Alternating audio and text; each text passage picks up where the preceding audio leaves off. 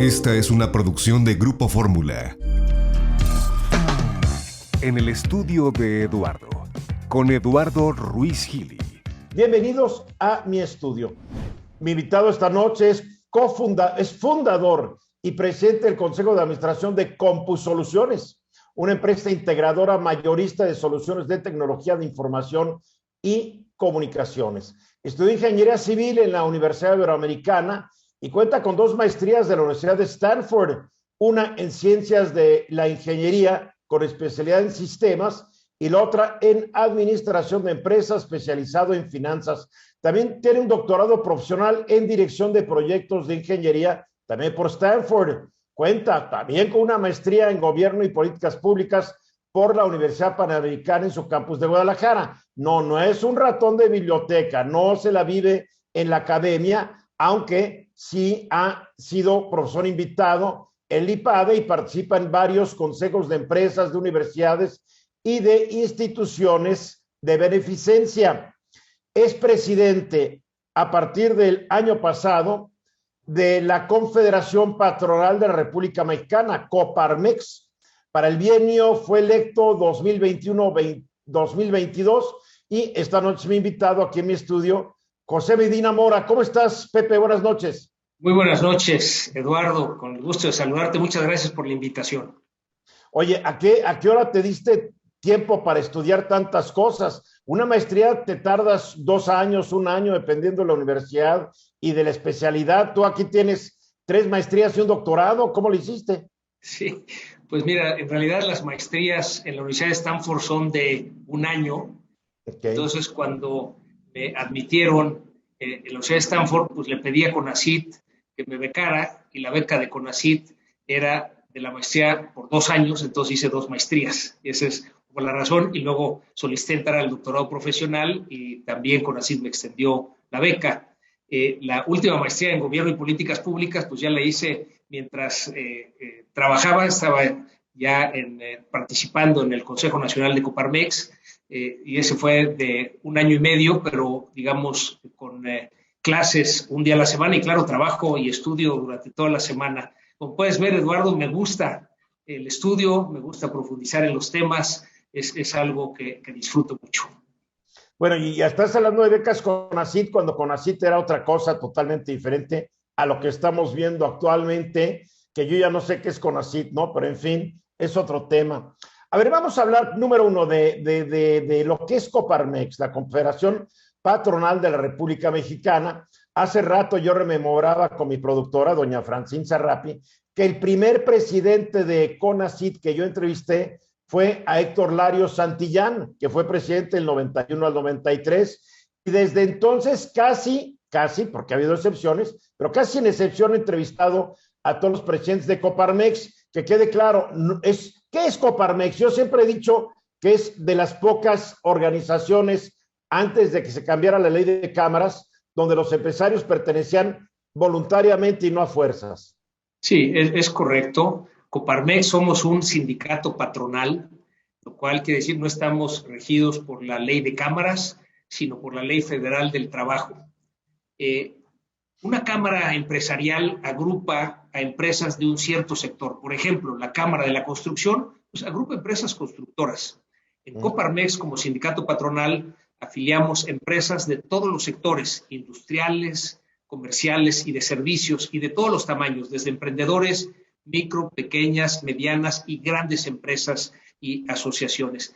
El objetivo de Coparmex no es la defensa de un sector en particular, sino es la defensa de la empresa, es decir, la defensa del trabajador y la defensa del emprendedor. Por lo mismo, trabajamos por la defensa del Estado de Derecho, es decir, que en nuestro país se cumplan las leyes. Hemos dicho que no se requieren más leyes, sino que se cumplan las leyes que tenemos. Estamos también en la defensa de la democracia y por lo mismo de los órganos autónomos, en este caso el INE, el Instituto Nacional Electoral, que nos ha facilitado en estas 3 décadas avanzar hacia la democracia, y por eso defendemos la institución y confiamos en la institución. También defendemos las libertades, la libertad de expresión, la libertad de emprender, la libertad de educar, la libertad de elegir.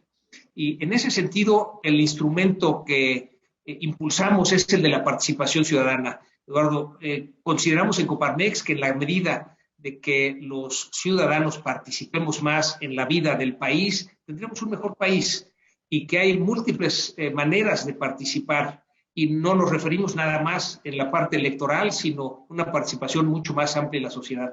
Eso es lo que impulsamos desde Coparmex. Tenemos afiliadas 36,000 empresas a nivel nacional. Estamos presentes en 102 ciudades de la República a través de sindicatos independientes, sindicatos patronales independientes, que son los centros empresariales de Coparmex en distintas ciudades, centros patronales, delegaciones y representaciones, todos movidos por una misión que le da sentido a la Coparmex, que es promover el bien común, impulsando el emprendimiento y la innovación para lograr un desarrollo inclusivo. Ahora, es muy curioso, pero Coparmex nace en 1929, que es el mismo año en que nace el PRI. ¿Es mera coincidencia o Coparmex fue una reacción ante la creación de un partido, pues como que quería aglutinar todo y controlar todo? Sí, realmente es coincidencia en la fecha. Los empresarios que fundaron nuestra Confederación Patronal de la República Mexicana estaban preocupados por el futuro de México.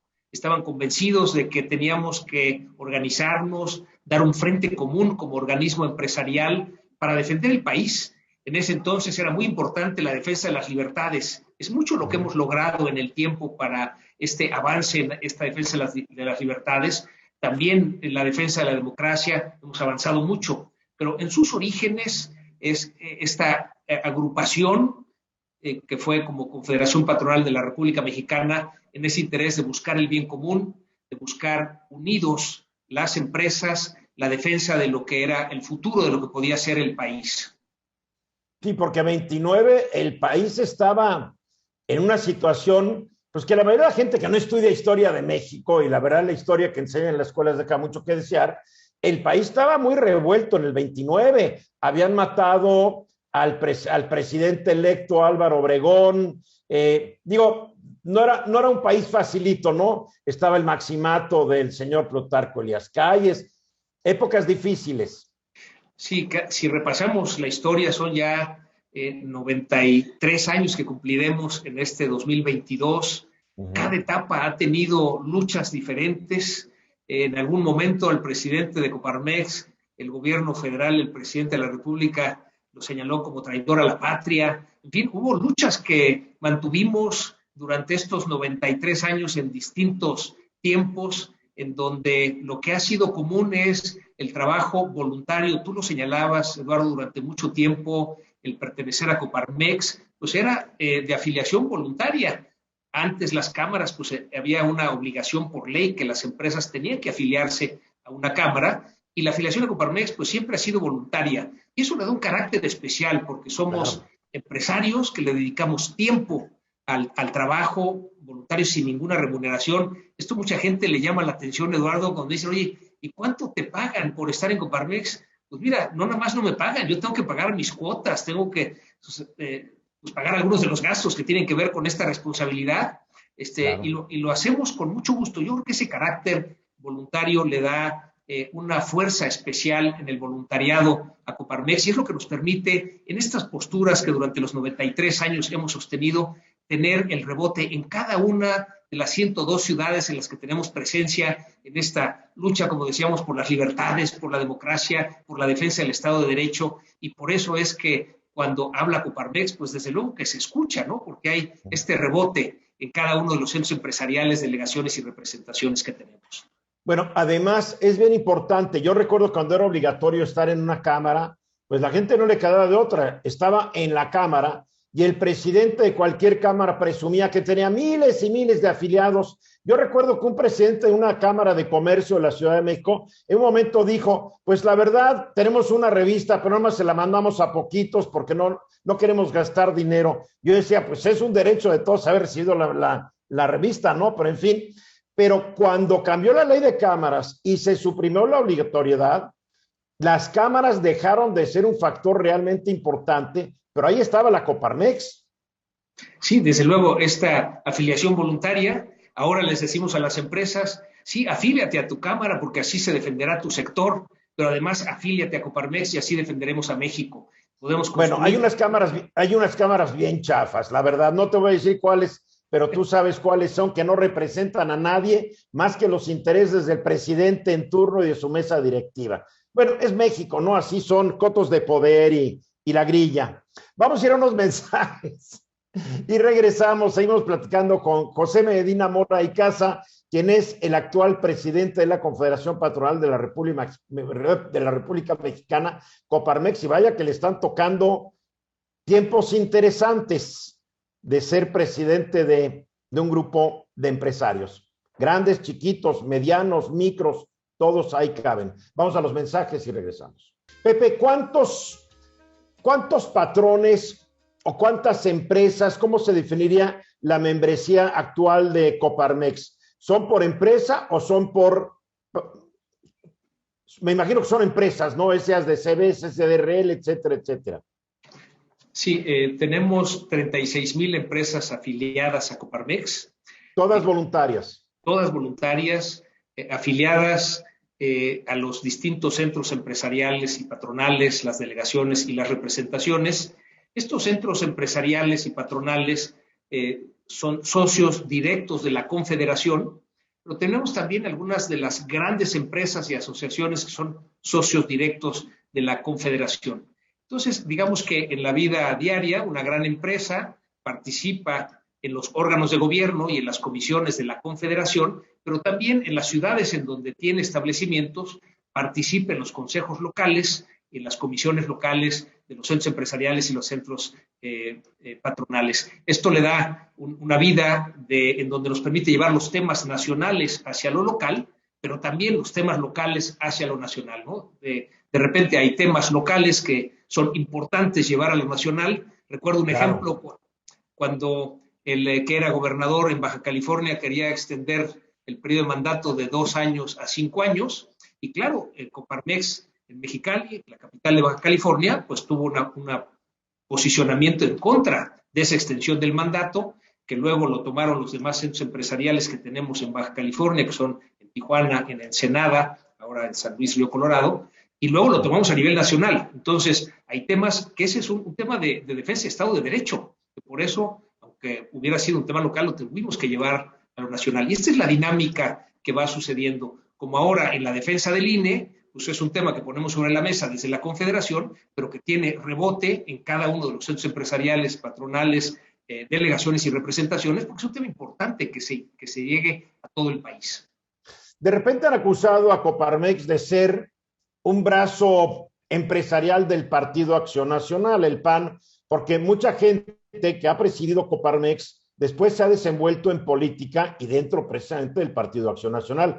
Quiero recordar a Manuel Cloutier, que fue candidato a la presidencia, Antonio Sánchez Díaz de Rivera, que fue subsecretario de Educación, a Carlos María Bascal, que fue secretario del Trabajo y de Gobernación, un hombre que dejó en todos los que lo conocimos un gratísimo recuerdo. Quiero pensar en Gerardo Gutiérrez Candiani. Bueno, él se quiso ir por el PRI de gobernador de Tabasco. ¿Cómo quiero pensar en tu antecesor, Gustavo de Hoyos, pues que parece que tiene muchas ambiciones políticas y que bueno, todos tienen la libertad de hacer lo que quieran? ¿Cómo contestar esta acusación de que ustedes son como que el brazo político, empresarial del PAN, así como en una época criticaban a Canacintra de ser del PRI? Sí, yo te diría, Eduardo, que Coparmex somos altamente políticos, pero totalmente apartidistas. Como institución no estamos a favor de ningún partido político, pero tampoco estamos en contra de ningún partido político. Nos interesa el diálogo y la apertura con todos los partidos políticos. A todos los invitamos. Nos reunimos en nuestra cancha o en canchas neutras. Desde luego no asistimos a actos partidistas porque es importante mantener ese carácter apartidista.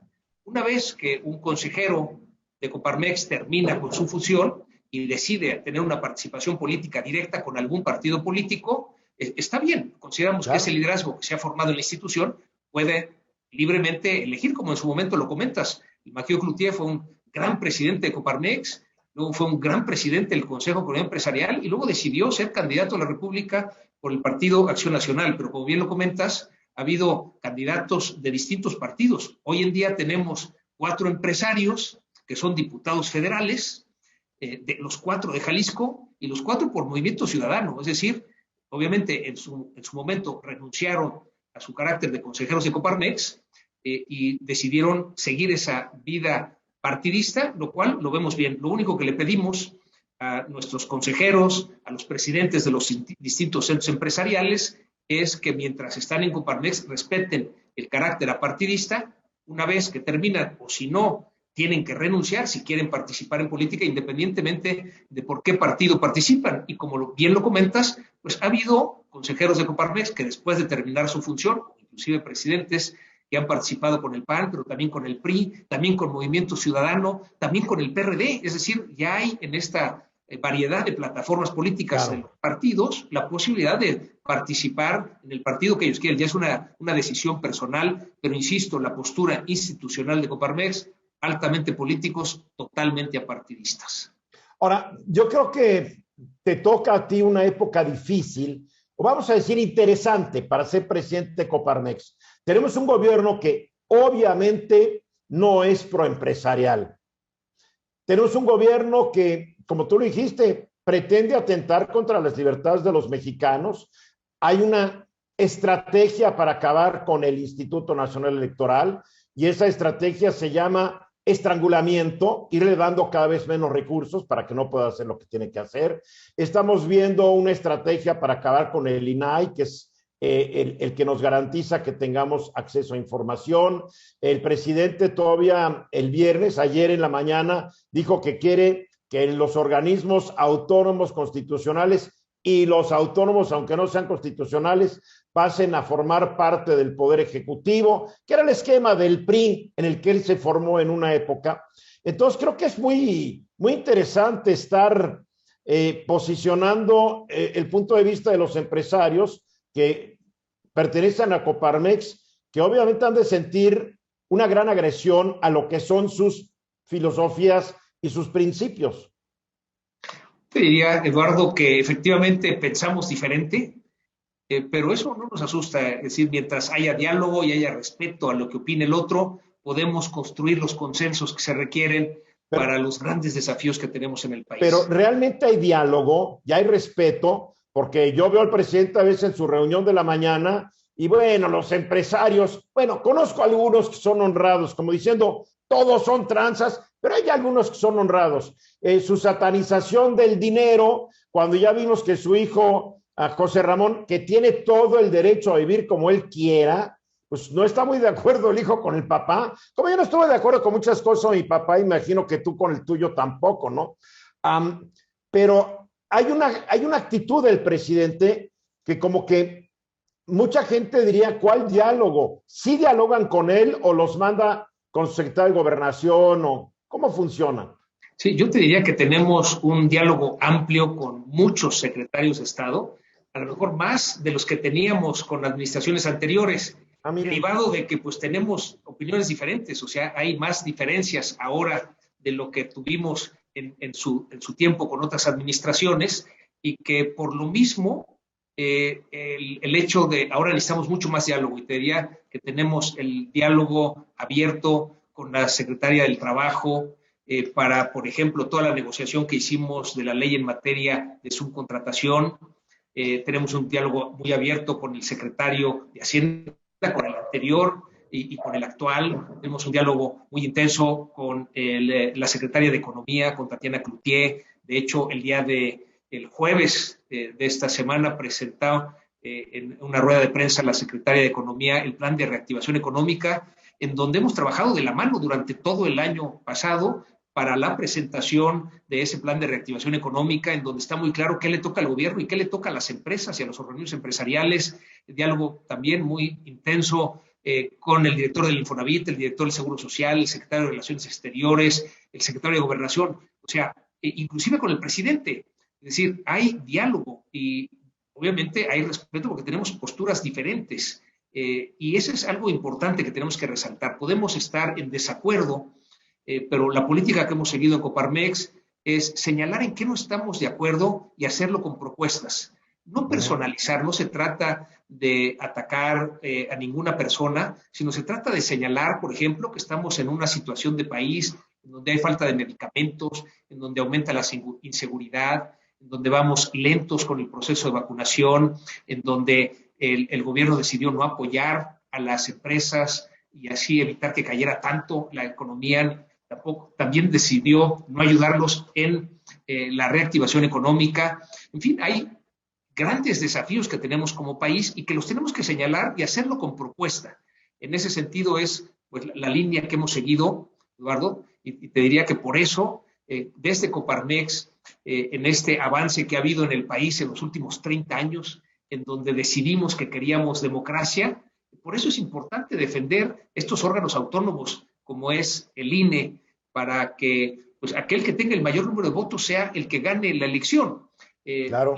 Esto que ya logramos como país es importante mantenerlo. Sí, o sea, sería un retroceso, a menos que los retropriistas que hoy gobiernan ahora quieran imitar a los republicanos que cada vez se parecen más a los esclavistas de la Confederación en Estados Unidos, también quieren acabar con las libertades electorales. Digo, Dios nos guarde, la verdad, son momentos difíciles de transición y de retroceso si no nos cuidamos. Vamos a ir a los mensajes. Regresamos con el presidente de la Confederación Patronal de la República Mexicana, José Medina Mora.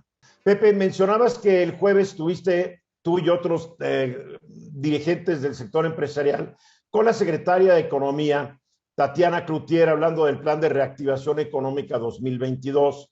Y también mencionabas que en este plan hay que tener claro qué le corresponde al gobierno, qué le corresponde a las empresas, qué le corresponde a las cámaras, etcétera. ¿Qué le corresponde, número uno, al gobierno para que haya una reactivación económica? Sí, bueno, en el plan que se presentó la secretaria de Economía Tatiana Cloutier el jueves pasado, está muy claro en sus 4 áreas importantes. Primero, el gobierno le corresponde ese facilitar que se dé la inversión para que haya el desarrollo del país. Entonces, su primer pilar es el mercado interno. Y ahí algo en lo que hemos trabajado mucho es precisamente en la política industrial. Esto es algo que en realidad es más un tema de CONCAMIN, pero lo interesante es que hemos podido colaborar con la Secretaría de Economía, los distintos organismos empresariales. Estuvo presente el presidente de CONCAMIN, el de CONCANACO, el de CANACINTRA, el del Consejo Nacional Agropecuario y tu servidor representando a Coparmex. Entonces hay en este pilar del mercado interno pues el apoyo a la innovación, a la economía circular, que mucho pues sí le corresponde al gobierno facilitar que se dé, pero nos corresponde a las empresas el entrarle a la innovación para lograr ese desarrollo, el entrarle a la economía circular para proteger el medio ambiente. Tiene también el plan. A ver, pero quiero interrumpirte. Si le toca al gobierno esto, ¿qué va a hacer el gobierno para facilitar lo que tú hablas, la economía circular, la protección del medio ambiente? Porque creo que este es el tercer plan de reactivación económica que ocurre en este sexenio y la economía no se reactiva. Y me pregunto, a ver, ¿cómo podemos invertir en asuntos para mejorar el ambiente si no hay los alicientes fiscales, por ejemplo, para hacerlo? ¿Cómo lograr la economía circular si tampoco existe, a mi juicio, una estrategia del Estado para lograrla? Sí, creo que lo señalas muy bien, Eduardo. Esta función del Estado es facilitar que se dé. Y claro, una parte son los incentivos fiscales, otra parte es el facilitar, por ejemplo, la capacitación, el que, por ejemplo, se disminuyan los trámites. Esto a través de la CONAMER hemos seguido desde abril del año pasado, Eduardo, lo que publicamos en Coparmex una vez a la semana, la alerta regulatoria. Y a pesar de que el compromiso del gobierno federal fue de disminuir los trámites para facilitar a las empresas y a los ciudadanos y cumplir con las normas, cada semana que lo publicamos hemos encontrado que aparecen entre 20 y 25 nuevas regulaciones por semana. Entonces, ¿dónde queda la palabra o la palabra empeñada del gobierno? Y, sí, pobre, ¿y cómo queda la secretaria de Economía que tiene que dar la cara y ustedes siguen, bueno, es que ahora nos clavaron en las últimas 4 semanas 80 nuevas regulaciones. Sí, ahí digamos que la Secretaría de Economía ha sido sensible a esta realidad, que por eso es importante medirlo, ¿no? Lo que no se mide no se puede mejorar. Correcto. Entonces, hay un compromiso para que precisamente se puedan detener estas regulaciones, que sí se den las que tienen sentido, pero que no haya esta sobreregulación. Por ejemplo, pues las escuelas particulares que ya están reguladas por la Secretaría de Educación Pública, pues ahora la CONAMER las va a regular como entidades mercantiles. Esto hace una sobreregulación, un costo adicional para las escuelas particulares, que bueno, ya han sido muy golpeadas por la pandemia porque pues muchas familias han tenido que sacar a sus hijos de las escuelas particulares porque ya no tienen para pagar las colegiaturas. Entonces es un golpe adicional y así podemos ir viendo cada una de estas normas adicionales. Entonces el jueves hizo la secretaria Tatiana Cloutier un compromiso de un trabajo conjunto y ya lo iniciamos, efectivamente se anunció, pero ya estamos trabajando para cómo podemos lograr que se disminuyan estas regulaciones, que se facilite la apertura de nuevas empresas. Hay un dato que es muy claro. En México, una nueva empresa para cubrir todos los trámites le lleva 3 meses. En Japón le lleva 3 días. Entonces, si queremos ser competitivos con países como Japón, pues tenemos que tener también regulaciones muy sencillas, quitar piedras en el camino que nada más estorban en lugar de facilitar que se abran nuevos empleos, que crezca la economía a partir de que haya nuevas empresas. Y en el estado de Texas te tardas un día porque puede ser todo por internet, porque constituyes tu empresa ante un notario público que puede ser el cajero de un banco o de un autoservicio. Dicen, me consta que son sus firmas, mandas el papelito vía internet a la Secretaría de Estado de Texas, lo reciben, te dan la aprobación, pagas una lana y en un día ya tienes tu corporación, aunque seas tú solito. Aquí, el problema, a ver, Pepe, el problema es que yo desde que empecé en esta actividad del periodismo, hace 40 años, he oído lo mismo sexenio tras sexenio. Con Miguel de la Madrid se iba a mejorar todo el sistema burocrático administrativo para facilitar la creación de empleos, la apertura de empresas, el funcionamiento de las mismas. Se fue de la Madrid, llegó Salinas, se fue llegó Cedillo, después con el PAN creíamos que iba a mejorar con Fox y con Calderón, tuvimos el regreso del señor Peña y ahora estamos con el presidente López Obrador y seguimos hablando de lo mismo. ¿Por qué? ¿Por qué le creen ustedes a la secretaria que sí va en serio? Bueno, lo importante es ir midiendo los avances. Entonces no es nada más que haga el compromiso, sino que sí efectivamente se vaya aterrizando. ¿En estos 3 años sí sientes que ha habido avances? Digamos, lo que podemos calificar es en el último año, en donde sí ha habido avances, no los que debiéramos tener, y es por eso que tenemos que seguir en ese diálogo, en ese trabajo conjunto. Por ejemplo, uno de los señalamientos que hicimos desde Coparmex es que para la reactivación económica lo que se requería eran créditos para la micro y pequeña empresa.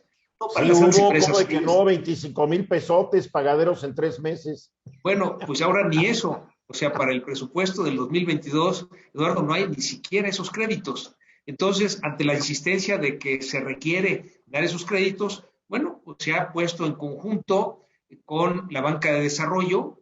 Estamos también trabajando con la Asociación de Bancos de México. Esperemos que los bancos estén dispuestos a prestar a las micro y pequeñas empresas. Sabemos que pues en el análisis de riesgo que hacen, pues sí, una micro y pequeña empresa tiene más riesgo, pero también es algo de lo que les estamos insistiendo y esperemos que en el corto plazo puedan anunciar pues crédito importante para la micro y pequeña empresa. Tenemos que ayudarles.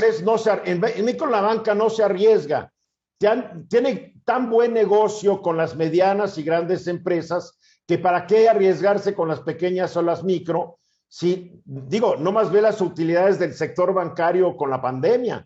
Sí. ¿Cuál es el aliciente a fin de cuentas? Sí, fíjate que ahí, digamos, algo de lo que sí puede hacer el gobierno es lo que comentabas de los incentivos fiscales.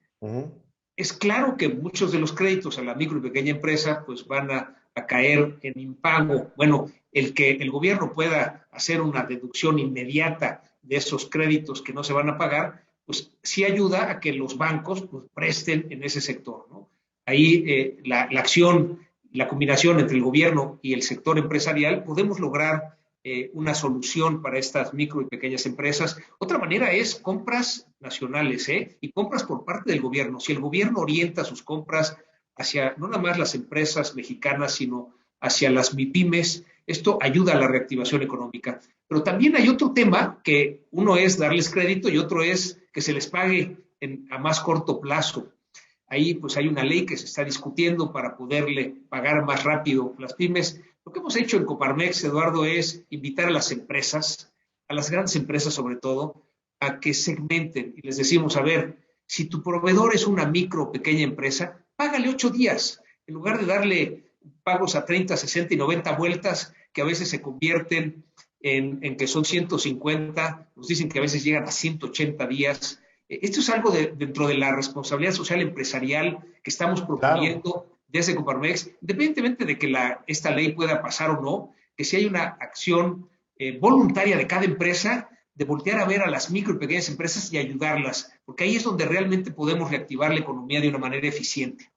Sí, porque ayudar a una empresa pequeña no es decirle, mira, no te puedo pagar, pero ve a mi propia empresa de factoraje y ahí sí te pagan. Claro, ya te van a pagar todavía mucho menos de lo que te debo. O sea, es como hay un sistema muy tramposo que se permitió crear y desarrollar y dominar. Y eso es lo que también hay que pelear para cambiar. Bueno, vamos a ir a los mensajes y regresamos con el presidente de Coparmex. La reforma energética, reforma eléctrica y dentro de una gran reforma que el presidente pretende hacer a la Constitución, porque no pudo aprobarse la ley, entonces pues, cambiemos la Constitución para... no muchos estamos convencidos en las bondades o en las supuestas bondades que nos dice el presidente y la Secretaría de Economía y el señor director de la CFE y el señor director de Pemex sobre estas reformas.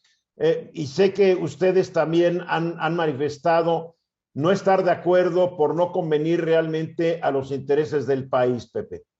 Sí, en primera instancia nos preocupa cómo quedará el medio ambiente en esta propuesta de reforma constitucional en materia eléctrica. Bueno, pues va en contra de contratos, de acuerdos internacionales que hemos firmado, como el Acuerdo de París, en donde nos comprometimos a que el 35% de la energía que produzcamos para el 2024 sea energía limpia. Va en contra también de lo que firmamos en el TEMEC, en donde nos comprometimos que como región de Norteamérica transitaríamos hacia esas energías limpias. Sabemos Pero los que firmaron fueron los otros. Ahorita ahí están los que no son iguales y traen otro rollo en la cabeza. Ahí está el pequeño problema cuando se viola el principio de que el que firmó fue el Estado mexicano, sí, no un partido político ni un presidente en turno. Sí, y en ese mismo sentido, Eduardo, no es nada más el cumplir con los convenios que hemos firmado. Me parece que hay una responsabilidad con las generaciones futuras en cuanto a no contaminar el planeta. Y esa quizás sea la razón más fuerte por la cual la reforma no deba ser aprobada como se presentó. Nos preocupa también el respeto al Estado de Derecho, es decir, que contratos que hoy son legales, de acuerdo con la ley vigente, se quieran cancelar sin indemnización. Es una mala señal hacia los mercados internacionales de que en México no se respeta la ley. Nos preocupa porque además también, va en contra del plan de reactivación económica que busca que lleguen inversionistas a reactivar la economía nacional. ¿Con qué garantía yo invierto si mañana me cancelan un contrato? Y como dijo, creo que Bartlett, se los expropiamos y que se hagan bolas. Oye, no, no hay seriedad, ¿no? Sí, lo señalas muy bien, que requerimos esa inversión para el empleo que pues quedamos a deber, sobre todo después de los que se perdieron en la pandemia. Y por eso importante también el que la Comisión Federal de Electricidad vuelva a ser una empresa rentable. Seguramente recordarás, Eduardo, que CFE ganaba dinero y que en el 2020 perdió 85,000 millones de pesos. Todavía no tenemos la cifra final del 2021, pero también es en pérdida. Necesitamos que la Comisión Federal de Electricidad sea una empresa sólida, que tenga utilidades y desde luego que nos garantice el acceso a la electricidad. Hemos dicho en Coparmex que necesitamos tarifas accesibles para todos los hogares, y que no haya apagones, pero también necesitamos tarifas a precios competitivos para las empresas que nos permitan que las empresas que están en México no se vayan y que podamos atraer a nuevas empresas a invertir. Hay empresas internacionales como General Motors que ya dijeron que no pueden hacer inversiones en países en los que no tengan acceso a energía 100% limpia. Y tenemos una ubicación geográfica privilegiada donde tenemos más asoleamiento, 5 veces más de lo que tienen países como Alemania, con un territorio 4 veces superior al de Alemania, y Alemania genera 20 veces más energía solar que nosotros. Es decir, ese es el potencial que tenemos de generación de energía eléctrica. Porque además nos dicen que sí, que la CFE va a invertir en energías limpias, pero la CFE está quebrada, no tiene dinero para invertir en todas estas cosas, al igual que Pemex va a poder producir gasolinas y no sé cuántas cosas, no va a tener el dinero para aumentar su capacidad productiva en lo que a exploración y extracción se refiere. Entonces, como que nos están dando cuentos chinos, o ellos tienen ahora sí otros datos. Pues los datos oficiales de los resultados de la CFE y de Pemex es que están perdiendo dinero. Y eso nos lleva a reflexionar que se requiere una estrategia diferente. No es sencillo, sobre todo en el caso de Pemex, por el monto de deuda que tiene, más de 110,000 millones de dólares, pues la pone en una situación crítica. Y ahí hay que reconocer que no es nada más de esta administración. Lleva ya muchos años en que Pemex no ha sido bien administrada. No es así el caso de la CFE, que la CFE, empresa productiva del Estado, nos garantizaba la electricidad, pero además era rentable, y eso es lo que tenemos que recuperar. Sí consideramos... Y competía con otras. Sí, claro. Tenemos que reconocer que la reforma energética pues ya tiene 9 años y que sí es momento de hacerle cambios a las condiciones que había para los contratos. Y nos parece que ese debe ser el mecanismo, que haya un diálogo para encontrar esos puntos que podemos ajustar en los contratos en lugar de cancelarlos. Un poco en la misma manera. Tú estás casi dándole la razón al embajador de Estados Unidos, Ken Salazar, que creo que ayer, a través de tweets, dijo que claro, que había que reformar la ley y que después el presidente lo interpretó como que vean, el embajador de Estados Unidos ya me dijo que sí a todo. No. El embajador dijo que las leyes obviamente se tienen que ir actualizando. Y es lo mismo que estás diciendo. Sí, digamos, son condiciones de contratos de hace 9 años, que sí ha cambiado la tecnología, ha cambiado la realidad. Hay que reconocer que esa reforma energética ayudó a que hubiera inversión en el país. Hemos tenido un buen desarrollo, pero ahora tenemos que ver que hay nueva tecnología que no se está aprovechando, no se está incentivando. Entonces, sí hay correcciones que hay que hacer, tanto en las sociedades de autoabasto como en los contratos de generación de energía, en las tarifas, al precio al que la Comisión Federal de Electricidad compra la energía que producimos desde una casa o una fábrica, a la tarifa a la que le compramos a la Comisión Federal de Electricidad. Creemos que la tendencia debe ser, como está haciendo en Europa, a que la generación de energía se acerque al punto donde se consume la energía, en lugar de pensar en grandes centros generadores de energía y luego con el tendido de infraestructura para traerla a los centros de consumo, más bien que esté muy dividida y muy cercana al lugar de consumo. Eso es lo que debe ser, claro. Es que estas filosofías de la gran central eléctrica a 2,000 kilómetros estuvieron muy bien en los años 30 y 40, ¿no? Pero del siglo pasado. Una pregunta, ¿cuál es tu pronóstico en torno a esta reforma? El PAN se opone completamente, el PRD, no sabemos, bueno, el PRD no existe, pero ahí tiene algunos senadores y diputados. El PRI acaba de decir que apoya una reforma a la reforma, pero no ha dicho cómo la apoya. ¿Cuál es tu pronóstico? ¿Qué es lo que crees que vaya a ocurrir? Porque se necesita una mayoría calificada de 2/3 partes en ambas cámaras para que se haga esta reforma constitucional. Sí, llevamos a cabo en Coparmex un foro en donde invitamos a diputados de todos los partidos y sí, públicamente el PAN dijo que votaría en contra, el PRD que votaría en contra, Movimiento Ciudadano en contra, el PRI dijo que lo iba a evaluar y Morena y sus aliados que votarían a favor. Entonces, yo creo que a eso se refiere el PRI con una reforma a la reforma. Es decir, así como está no pasa, sin embargo, creo que es tiempo de que en el diálogo encontremos cuáles son esos ajustes. Y la verdad, Eduardo, ni siquiera se requeriría una reforma constitucional para hacer ajustes en esos contratos. Nuestro pronóstico es que el diálogo va a resolver las condiciones para que podamos tener claridad y certidumbre para la inversión. Muchas inversiones están detenidas en el país porque no está claro cuáles son las reglas de juego. Eso es lo que necesitamos que se resuelva pronto para que haya la certidumbre para la inversión.